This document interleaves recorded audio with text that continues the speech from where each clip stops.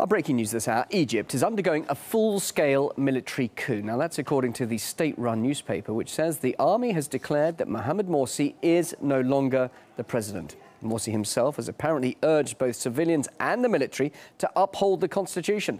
RT's Paula Sleer is in Cairo tonight.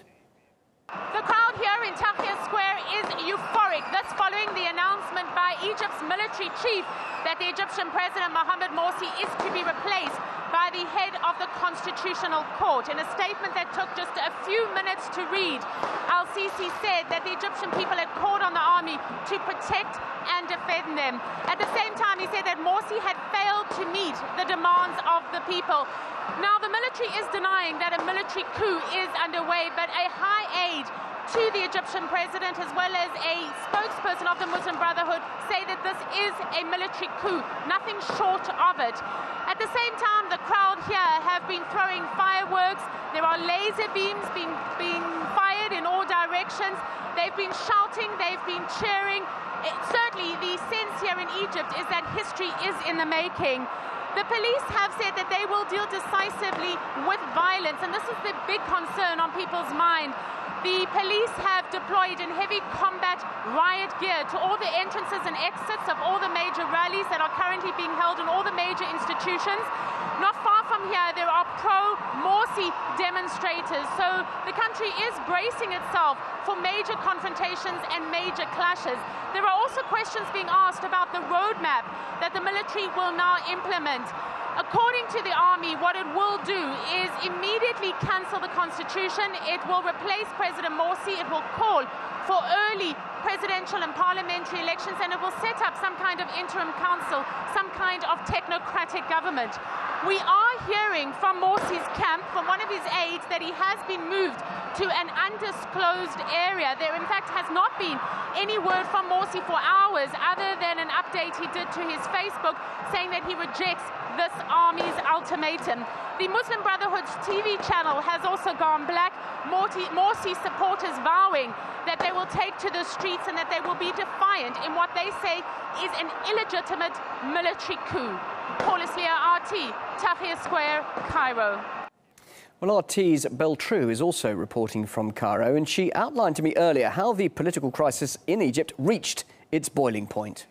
Well, it's absolutely jubilant scenes here in the capital at the presidential palace after the 48-hour ultimatum that the military gave the president to meet the demands of the people comes to a close. We're seeing defiant scenes here, celebrations like a street party. It's extremely festive. People really believe that they've won. I'm looking in the crowds and I'm seeing pictures of the military, the heroes of the moment.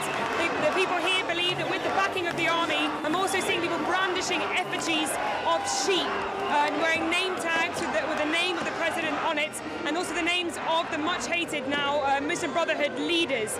People here say they've had enough.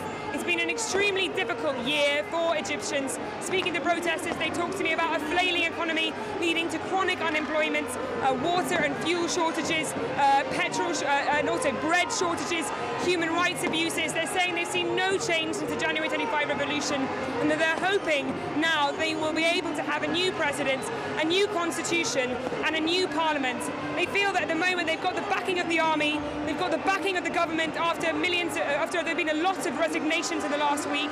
They feel that they've got the backing of the formal political opposition, and that this is really the will of the people.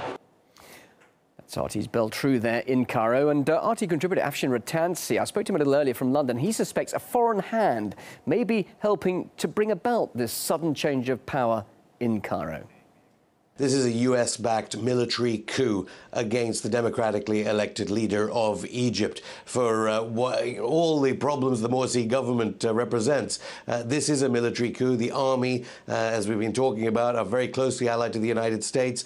Morsi gambled and lost as he kept on supporting the International Monetary Fund's neoliberal policies.